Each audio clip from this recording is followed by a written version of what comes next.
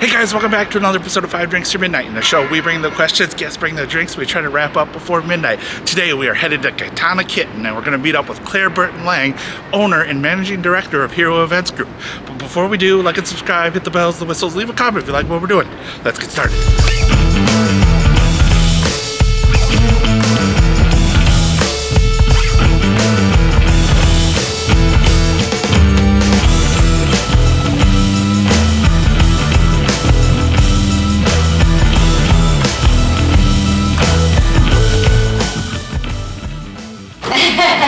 Claire, thank you so much for joining me. 5 drinks to midnight, 5 drinks, 5 questions, midnight, whatever comes first. Thank you so much for joining me here at Katana Kitten. How are you doing today? Good, I'm happy to be here. I'm so excited that we made this happen. So I guess jumping right into it. Yeah. What are we drinking first? We are drinking the shiso, the famous shiso cocktail at Katana Kitten. Since it is still early in the day, and in my mind, green is healthier, so there we a go. little bit of shiso, why not, right? Perfect. Oh yeah. That's Shiso gin tonic? Can't go wrong with that. Nope. Alright, well let's jump right into it. First question's always the same, it's an origin story. You have quite the amazing origin story. So, from starting at age of 19 in the hospitality world, you have worked at some of the best or craziest bars here in New York's legendary bar. Okay, yeah, like how do you actually describe? Yeah. All the way from, was it Patriot to Village Idiot? And Yogi's, the bar. Yeah. Yep. And then now having your own PR, like event production company. Yeah. How'd you get started and in both? Like what led to what, and how did it all start? Yeah, I don't know how I can condense this. I'll do my very best. This is what happens after you spent 20 years in the industry, or 20 plus if you go back to 19, which I guess is my origin. Yeah. I was in college. I was actually in college in D.C. Summer after my freshman year. I think it was maybe more around the holidays. This was New York in the early 2000s. Okay. Our mayor was Rudy Giuliani. Did you all watch My Cousin Vinny? You know the movie? It's one of my favorite law movies because he comes from Brooklyn. He cared about a lot of things, but one of them was not underage drinking. Gotcha. I was home for a school break. I'm pretty sure it was actually like spring break or winter break. And I went out with some of my high school friends, and we went to the Village Idiot. We walked in, and the bartender jumps up on the bar and starts screaming at us, and she goes, "All you underage motherfuckers, get the fuck out of my fucking bar." And I kind of looked at her and I was like, that looks like fun. I kind of want to do that. All right. And I went back to college and finished the semester, got a fairly fancy internship for that first summer after. Okay. Came back to New York from DC, and kind of on a whim, I was interning for Edelman Public Relations. This was 2002, so I was on the account that was running a Lower Manhattan Development Corporation to try to reinvigorate Lower Manhattan post 9/11. And that was a day job. It was a paid internship, which is pretty good for a 19-year-old. Yeah. But I still had that itch. So I called the Village Idiot, and somebody miraculously answered the phone. Actually, we always answer the phone there. And I asked if they were hiring, and they said, yeah, every Tuesday. We do an open call. Come on in. Okay. So I go in. I'm 19, but it's 18 to serve in the city, so that doesn't matter. And I sit at the bar with a bunch of the other girls, and the bartender is a different one than the last one that I had seen, whose name was Lily, which is a coincidence because my daughter's name was also Lily. I believe Lily now owns a really nice wine shop in Brooklyn. But anyway, we've all come a long way since the Village Idiot. But Lily was legendary, so if anyone ever went to the Village Idiot back in the 90s and early 2000s, you probably remember Lily and Jen. And I interviewed with Tom McNeil. There was a wait, and while we were waiting, it was the daytime on a Tuesday, but the Village Idiot was always busy, so there were some guys playing pool. They come to the bar, they start chatting with me. I'm chatting with them. They bought me a shot, chatted with the bartender. And so it's finally my turn to go back and interview with Tom, who is an interesting character. As the owner of the Village Idiot and consultant on Hogs and Heifers and kind of the original Don of country western dive bars in New York. Okay. I get into his tiny back office. But as I'm walking in, the guys at the pool table start cheering for me. They're like, "Yeah, Claire," you know? So I walk into these applause, and And as I'm walking in, the other girl's walking out, and I think she kind of gave him a bad look because they booed her. Oh. So my interview got off to a pretty good start. And Tom chatted with me for a couple minutes, and he looked down at my resume, and he looked back up at me. I think I had my social security card too, because it was, you needed those things. And he goes, "You really 19? Yeah." I was like, "You look 14. You start Tuesday." They're gonna love you. And I started as a shop girl, which meant that I made all my own drinks, but I was basically a cocktail waitress, walk around. But if you weren't actively making drinks, you were supposed to have a tray of shots and sell them. It turned out I was a pretty good salesperson. And pretty quickly that summer, I was on 3 shifts a week, all evening shifts. And so I was going to this internship. I don't know how I would die now. But I was, getting done at the 4 a.m. bar. We'd have to count our cash. We'd be there at 6:30. I'd go home. I'd sleep for an hour. I'd shower, and I'd be at my desk at Edelman at 9 a.m. Do 9 to 5, and then do it all over. All right. Yeah, I was working Tuesdays, Thursdays, Saturdays that first summer. Wow. And that was 2002. I made like $10,000 that summer. All right. Like, even on a slow shift there, it was like cash only bar, $5 pitcher. So people were tipping $5 on a $5 pitcher. And I was making a couple $100, like, more than a couple $100 every shift minimum. So I got addicted a little bit to that and to the I can have fun and get paid to do it element as well. And then fall came and I went back to college and got into a really good cadence with them where whenever I was back in town, I just texted. Pretty quickly became senior, and Tom and his business partner Charity, who did all the scheduling, I just give them like a week's heads up and they throw me on the schedule. So I was coming back to visit friends or visit family. I could make $400 or $500 in a night while I was here on a Saturday and still, have dinner with my parents and still, do whatever. And so that went on through, basically through graduation. So the Village Idiot though closed. So then slowly the bars unfortunately started to die off. The Village Idiot closed I think in 2003. I was there for the last nights, which were very wild. The Patriot was the last. The Patriot was open actually until the pandemic, and Yogi's I believe closed shortly after the Village Idiot. But anyway, that's how I started in the bar world. Not very short. Is the Village Idiot where you met Jan? Or no, although we probably did cross paths in that area, and we probably also hung out on McDougal Street back before it was cool and trendy. I bought my fake ID and got bad piercings all in the same block. Actually, I think I got my piercing on St. Mark's, but same. And then I was getting ready to graduate from college. I had this bartending gig under my belt. I also had gotten a paid internship in DC doing events for nonprofits, which is a big thing there, Operation Smile and Robert Memorial Foundation, events like that. And getting ready to graduate, I thought I was going to go to law school. I was going to for law firms, and kind of out of nowhere, a very close friend of mine worked at Nickelodeon, had a boss whose husband worked at Absolut hiring. They were hiring for 5 positions, all very entry level, almost like administrative assistants or assistant managers. So I go in, I interview there, and they offered me a job. I got pretty much hired, not on the spot, but the next day.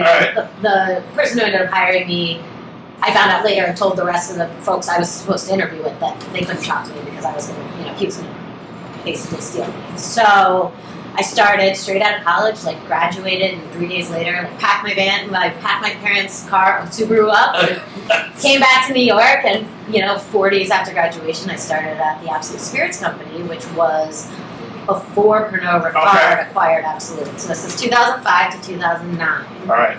And that is where I met Simon Ford. That is where I met people like Chris Patino and Jamie Corden. I came into that role as an assistant manager or whatever in a sales and marketing team that was sort of early days of brand advocacy and kind of not sure what counted as sales and what counted as marketing. So the brand ambassadors fell under the sales team, and not very many brands at the time had an investment program at all. So we were some of the very first. And I was kind of wrangling them. I was creating, reporting systems and scheduling and ordering POS and managing all that kind of stuff. And that's kind of also my first taste of trade events and trade activation. And then probably a year and a half into being at Absolut, Simon Ford was the Plymouth Gin brand ambassador internationally, decided to move to the U.S., or they decided to bring him because Absolut won Plymouth as well. And he sort of brought new life into the New York office, but he was also new in New York, and I kind of became his sidekick and helped him out with whatever he needed. And that really was like oh, this is what I want to do. I want to do the events, I want to do the trade stuff, I want to talk to people, meet people. Simon always still does, I'm sure you've been to many of his parties, really big ideas, and needs help to make them happen. We planned some really awesome events together, and throughout this second half of my time at Absolut, the Pernod acquisition had started. Okay. Because of the role I was in, my boss was pretty high up. He trusted me, so they had me a little bit on the inside of this process, which was really interesting. So I was coming in early and taking meetings, doing meetings, and late. And the way that the brand ended up getting sold was a surprise to everybody, myself included, because they did it through this weird blind bidding process. But what ended up happening, because Pernod acquired it, was that there was a lot of redundancy. So they ended up sort of slowly doing these like rolling layoffs of people that were already, whose roles were already taken at Pernod. And it was kind of the writing was on the wall. But Simon basically told the hires up that if they weren't gonna offer me a role, and I had to go, he needed me, for some event in December. The acquisition happened in August. So because of this one event in DC in December, I was the last employee of like the old Absolut regime to leave during the Pernod Ricard acquisition, and it was really like such an amazing like example of what Simon loved to do, which was that he wanted to go to the Inn at Little Washington in Virginia. Still, I think one of the only 3-star Michelin star restaurants in that area and whatnot. And he wanted to bring DC bartenders, but the problem was that he didn't really know any DC bartenders. Okay. And he was like, "Well, you went to school in DC, you probably know people."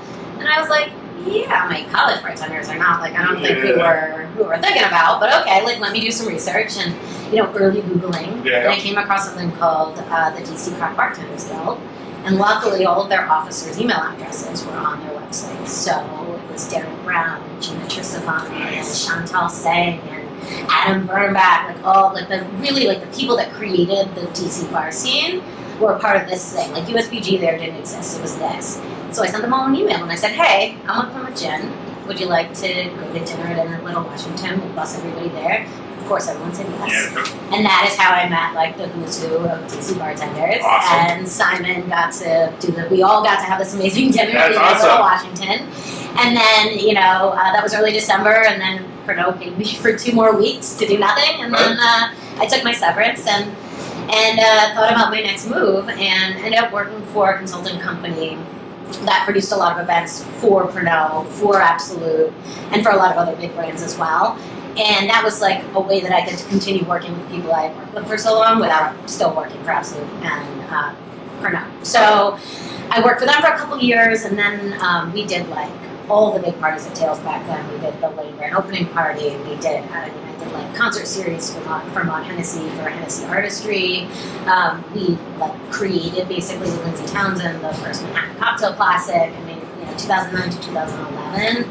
New York cocktail scene was like it was awesome, really cool, like coming out of the club world into like cocktail bars and speakeasies, and Sasha, I mean, I have these pictures of like, I just don't think there will ever be like a grouping like that again, of like people existing at the same time in the same place. And then slowly people started coming to me independently and asking if they could just hire me. They didn't want to go to the consulting company, and that was my impetus to start my own consulting. Okay. And my first clients were Speed Rack. So I produced the first 2 seasons of Speed Rack for Ivy and Lynette. Awesome. And Simon brought me on board to help produce the Spirit Awards for Tales of the Cocktail. And those two gigs, I guess, clients, if I'm being professional. But at the time, I mean, it was like my first entree into consulting and event production kind of by myself. Made it so that I basically met the who's who in the bar world, like really, really quickly. Both in the U.S., I mean, Speed Rack was intense. It was 10 city tours. I mean, we were going back to back to back. But I was going to San Francisco and Portland and L.A. and Chicago. I'm meeting all these amazing people, all these Speed Rack queens who are now, running bar, doing things. And then similar with the Spirit Awards, I mean, I got to meet all the international people. I have not been to London since, even now, since the early 2000s. But I know every bartender, right? I mainly because of the Spirit Awards, and I traveled. I promised myself when I finally made enough money, or not money, got enough miles because I was traveling too much to go to Australia first class. Okay. That I would just pull the trigger and do it. Nice. So I did that in 2014, I want to say. All right. And landed on the ground in Australia, and had people set up for me already by John Julio. You know, John. Yeah. And John was the king of Australia and New Zealand, right? So he set me up with Jason Williams in Sydney. I mean, pretty much everywhere I went. And ended up in Brisbane, and he's like, "Oh, you have to check out this bar." Turned out they were doing a cocktail competition for their staff, so the owner of the bar, this guy named Marty Lang, asked me to judge this cocktail competition in Brisbane. I met all his bartenders, hung out with them for a few days, went to Melbourne. I was in Melbourne for American Thanksgiving. Okay. And was invited to a bartender's, the wife of one of the well-known bartenders at the time was at the Black Pearl.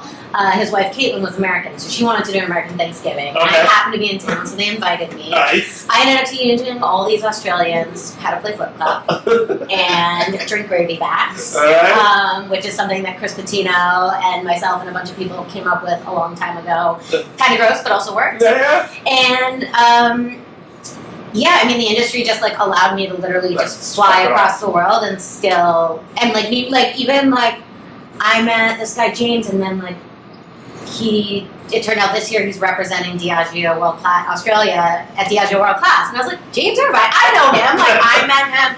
I mean, it's just crazy. The industry just keeps giving and giving and That's giving. awesome. And a lot of times when people are like, I know you from somewhere. Yeah. How do I know you? It's probably Speed Rat or Spirit Awards or the Fourth Party. But I used to make shirts when I was first getting my consulting company off the ground. The first round of them said, because people would do this so much, how do I know you? The first round of them said, I think we met at Tails.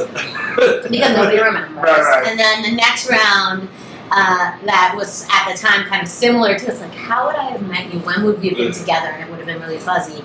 So we made ones in conjunction with employees only that said, I think we met at EO. Right. And it just had the EO logo.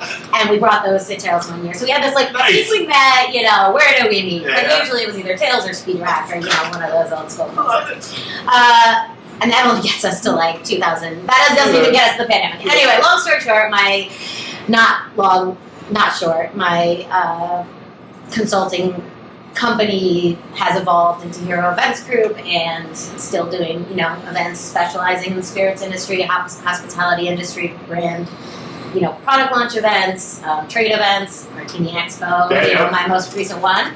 And, I kind of rebranded and relaunched in January 2020. So the pandemic has been obviously not great for many of us, but live events have been a real struggle. But somehow, 5 years later, I'm still here. There we go. So that's cheers to that. So cheers to that, right? Yep.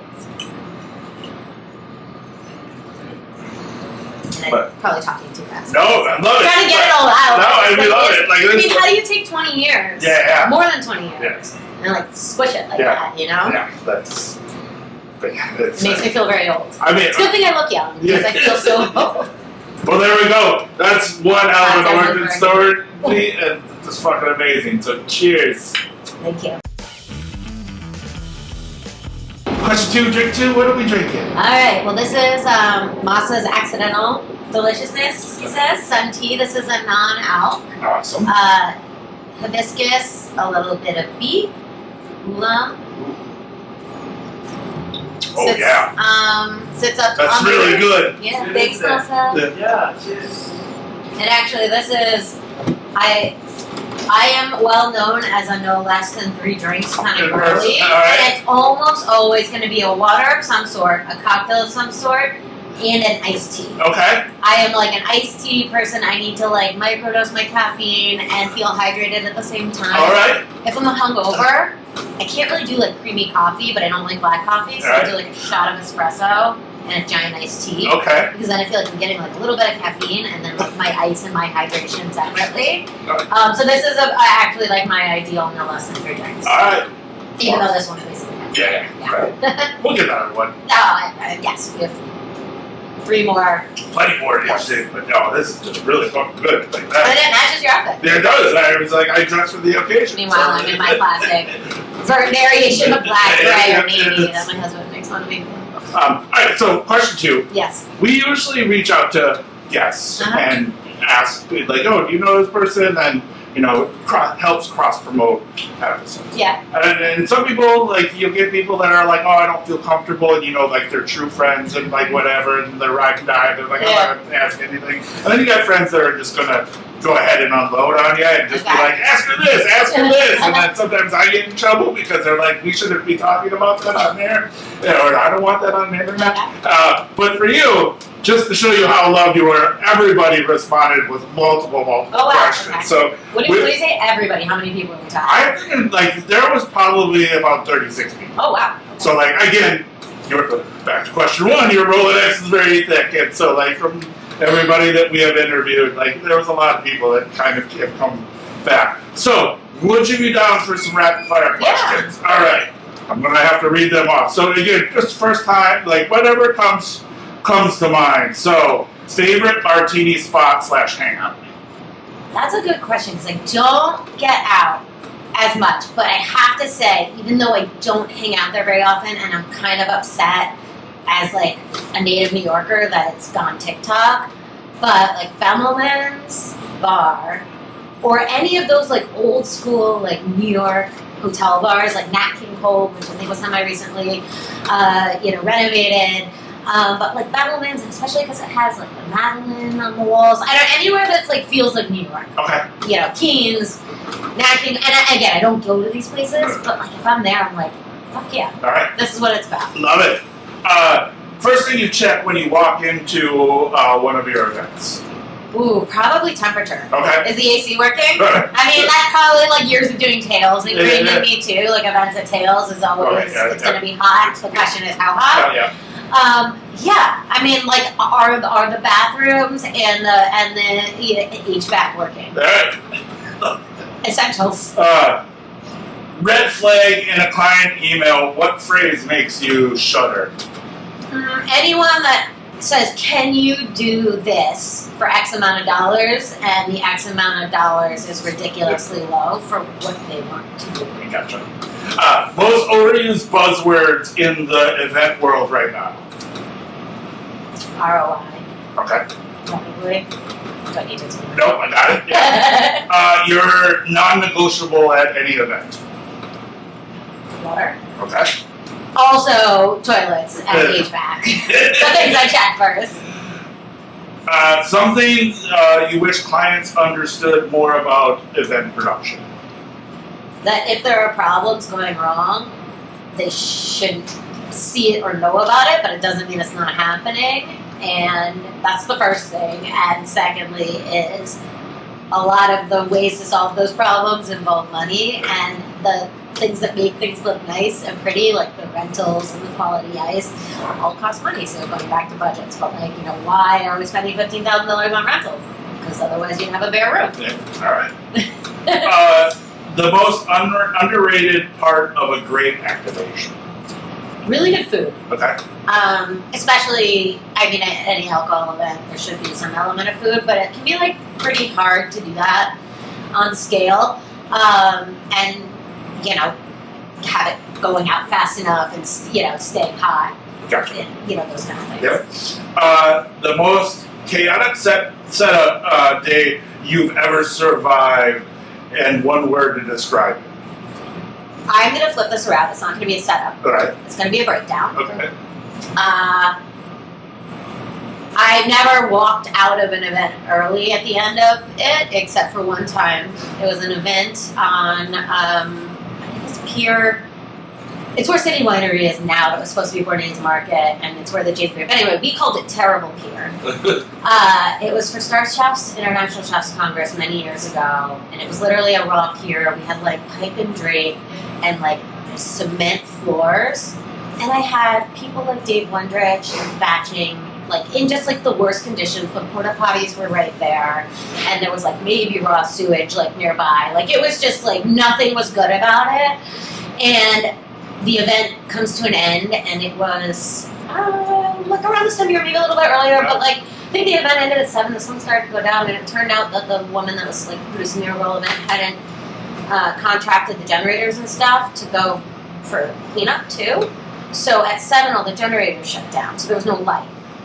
And there's like cars trying to come in and like unload, and there's like forklifts, and there's like racks of glassware to the ceiling that need to be like sorted, like you're putting dirty glasses back into glass rack lugs in the dark with like cars going around. And I was only like a small part of this event, so I got all my stuff together and I said, I'm really sorry, but I don't feel safe being here anymore, so I'm gonna go. And I was like, everybody else, you good? Stay safe? And I think I had to like apologize many times to like some of the talent that was involved in that, because it was a lot of big names. It was a long time ago, but like forever terrible gear would be like the worst. Like not like usually setup is not. I mean, yes, there's been like some chaotic ones. Martini Expo was one, but like setup is usually like, you know, unless there's something crazy weather-wise, is usually the one thing that would like, really mess you up. Gotcha.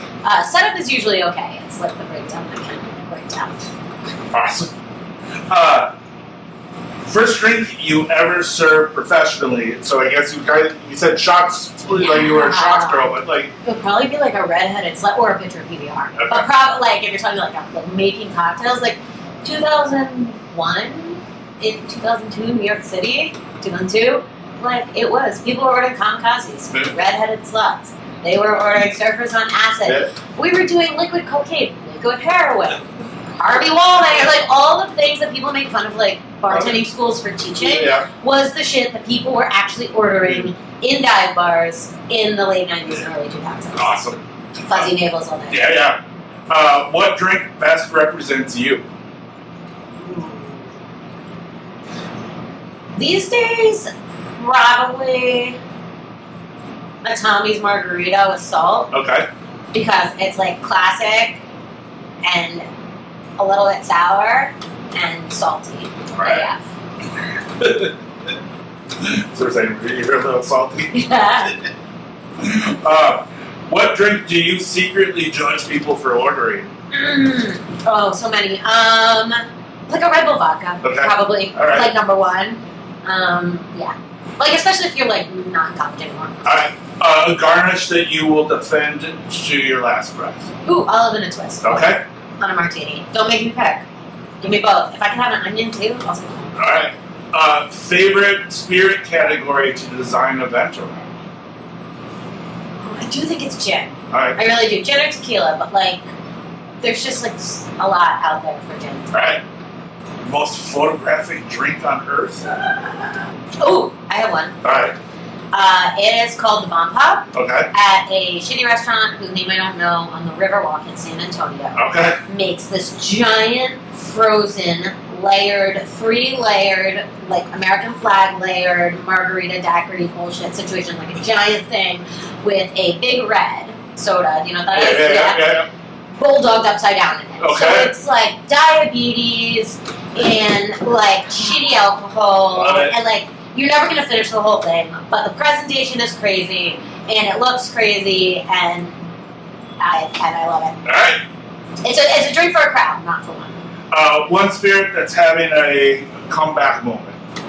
Probably Grand Marnier. This is my DC roots talking a Okay. little bit, Alright. but like if you're not familiar, like the DMV, like Grand Marnier is the go-to shop, which is super weird. But like if you're in like the industry, and when I was in college, even I guess I was in the industry because I was a bartender. Like our bartender friends when we were in college would give us free shots, and they would always be Grand Marnier. And now it's like Grand Marnier cocktails.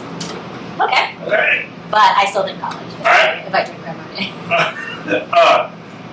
Your go-to off-duty drink when an event is done.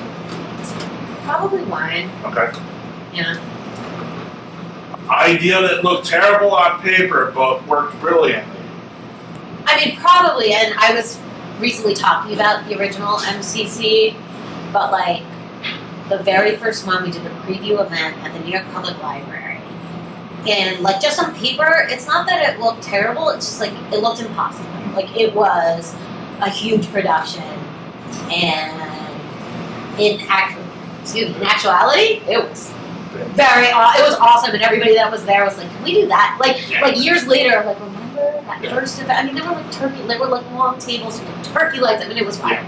The acrobat people. Like the original like MCC galas, but especially that preview, like the very first MCC preview event was like can we pull this off? Yeah. Best piece of advice you've ever received in the business? Make it look easy. Okay. One trait every great producer must have. Eyes on the back of their head. Okay. Your hero origin soundtrack.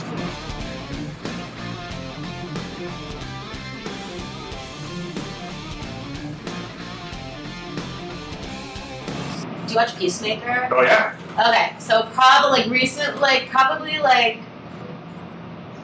the opening song both last season and this season for Peacemaker, and like most of like the Peacemaker. I feel like there's an ebb and flow to that energy, but like like the dance at the beginning, like All right.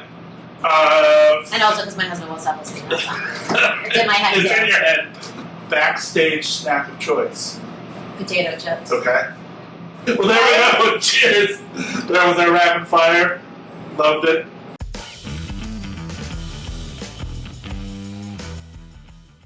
All right. Question 3, drink 3. What are we drinking? This is the Gnocchi Martini, the house martini at Katana Kitten. And as previously stated, a little lemon oil on top, masa herby, and olive on the side, and a little onion. I got all 3 of my garnishes. There we go. Oh, cheers. There we go. Cheers. Cheers.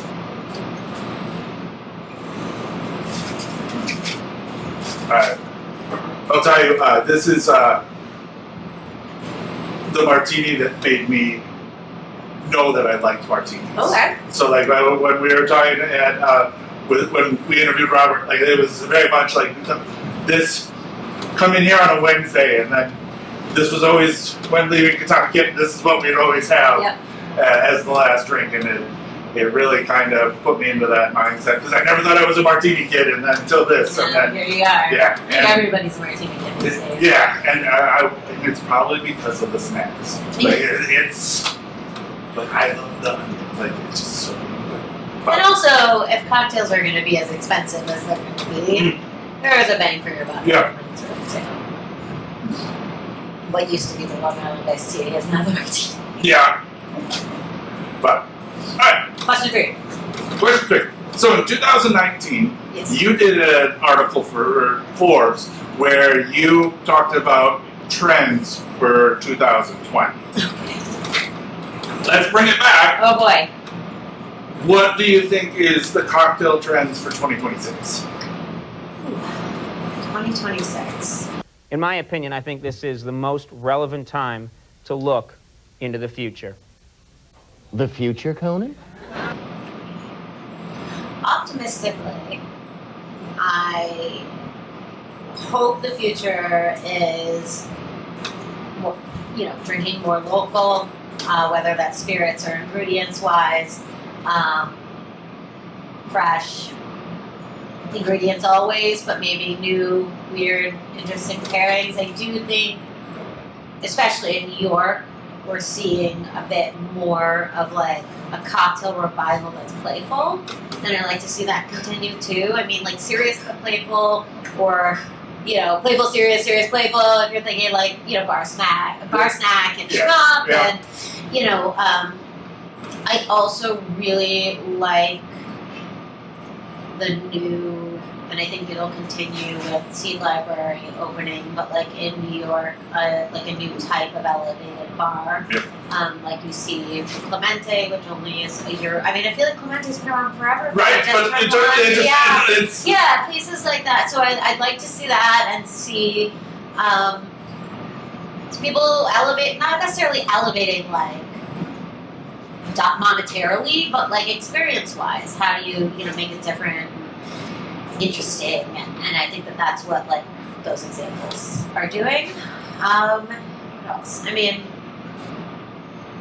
I hope the 2026 trend, not to get too political, but in the drinks world, is really like stepping up to support everybody in hospitality in a very tough political environment where not everybody has citizenship, and even those green cards are potentially threatened, and just making sure that the industry comes together as a community and remembers that, like, it's, you know, not just the head bartenders and the people that get to fly to 50 Best, but it's, you know, the porters and the barbacks and, you know, the bartenders. And I think in New York, so far, it hasn't quite touched us yet. I think that that's probably going to change, but, you know, watching what's happening in Chicago and Portland is, like, you know, just reminding me that the hospitality industry needs to sit together, and that's going to have to happen more as we see what the future looks like here. And I hope that people put, you know, their money where their mouth is, not so much money, but like action where their mouth is, and support the industry in its entirety. Awesome. Do you have a favorite spot in the city right now? I know we love all of our children equally, and especially, you know, being here at Katana Kitten, but, like, is there, like, you and also were talking about the dive bar up by your house, so, like do you have a favorite? And you know, I don't, and it's partially because I've said this now, I think a couple times, I don't get out as much as I used to. I'm older, I have a kid, I'm tired. And so I don't find myself going back to the same places over and over again, because I still feel like I'm catching up when I'm going out. It took me however long Schmuck's been open. It took me, my first time was with you, and it was like a couple months after it opened, right? Yeah. And so I don't really have like a favorite place, and I've always sort of categorized things anyway. Okay. But I find myself, like sometimes drawn to like dive here places, but mostly, Yes. Yeah. Everybody. And then you talked about the drink that described you as a salty sour kind of guy. Is there like a Norm moment, like Norm walks into Cheers? Like, do you have, like, if Claire walks into a bar, is there a what's waiting for her? Or no? Not really. I mean, usually it is some version of no less than 3 drinks, either intentionally or unintentionally, you know. But no, I'm not that good. Okay, awesome. So I didn't mean to interrupt. Claire, you remember that we made a drink for you at Saxon? I do! The Claire... Yeah, called Survivor number Claire. Yeah. What's it, of course, for number Claire? I can't remember. I don't remember either. Yeah, so Aviation, obviously. Survivor, well, it was, you know, like 9 was a bunch of variations, and... Yeah, I don't remember either, but... Yeah, he did the number blue for the Brian, and then, you know, called Survivor number, original number 2, and then blue, number 3, and number Claire. And number Claire. Yeah, something was special about it. I love it. Oh, wow, there we go. Question 3. Yeah. Cheers. Cheers. Now we need, of course, Survivor number Claire. I could probably go back and like photos, but that's daunting.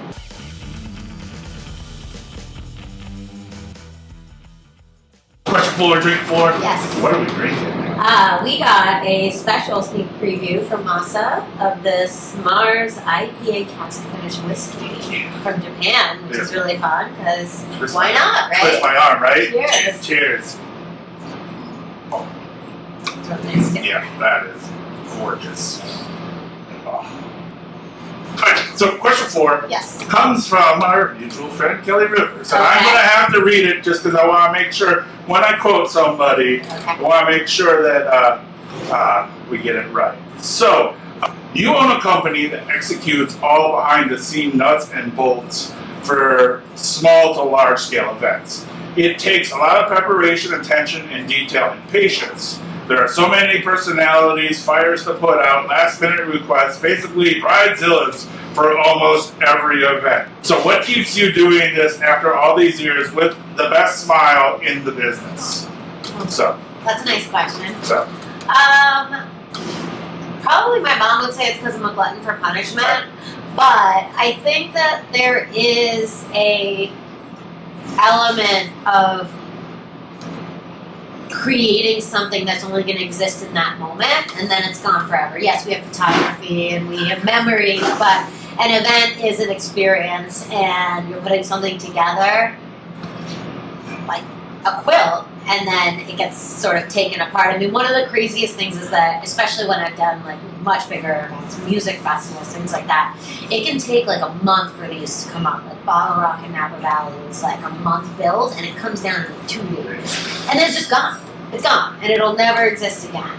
And there's something about that I really, really enjoy, and there's something about creating that experience for other people that I really enjoy. And if, I said earlier to make it look easy as a piece of advice, but it's never easy. But as long as no one else knows how hard it is, I'm doing my job, and if it was easy, I would probably enjoy doing it as much.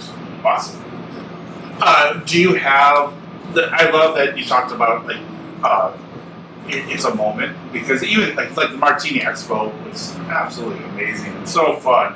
Like it was great. It was just so great to see everybody. Like I love these events now because it's more of like, I just get to see and hang out with friends, and like it was so cool, and everybody was having a great time. But like that moment will, like, you'll do Martini Expo next year, but that moment will never happen again. Exactly. Those people in that room. Yeah, like it's so, and again, they may be back next year, but it won't be the same. But like, do you have a favorite moment for one of your events that just really sticks out? Not that like immediately comes to mind, because a lot of them, at the end of the day, sort of blend together in a certain way. I mean, there were like so many amazing moments at Speed Rack. When I was working with Speed Rack, same with the Spirited Awards, just kind of seeing people that deserve to be recognized get recognized, which has very little to do with me, except that I'm lucky enough to be there. But I mean, there isn't one that really stands out. All right. They're all pretty good, unless they're terrible here, in which case they're terrible. Well, there we go. Yeah. Question 4.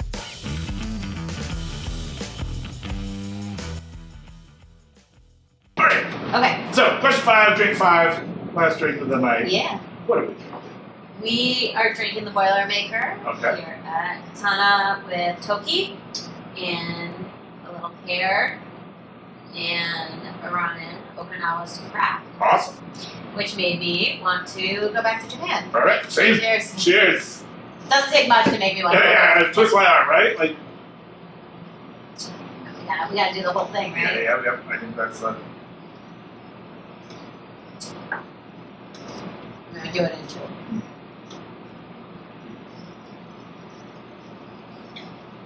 Oh, yeah.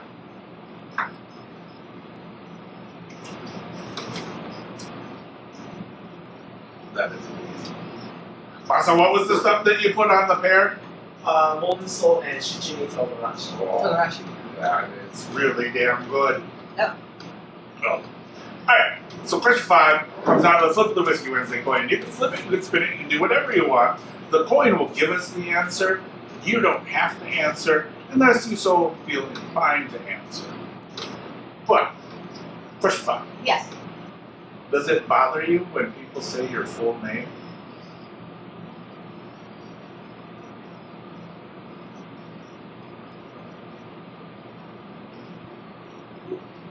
I can't get that picky about it.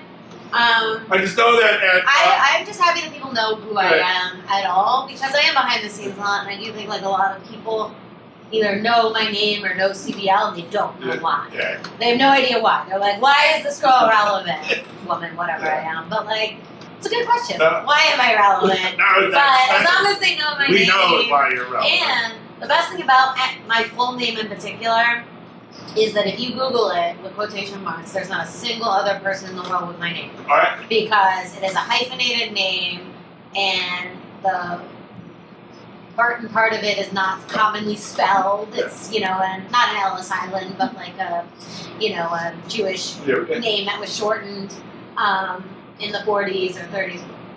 Anyway, so I'm the only one. Right. I'm the only Claire Bertin-Lang in the world.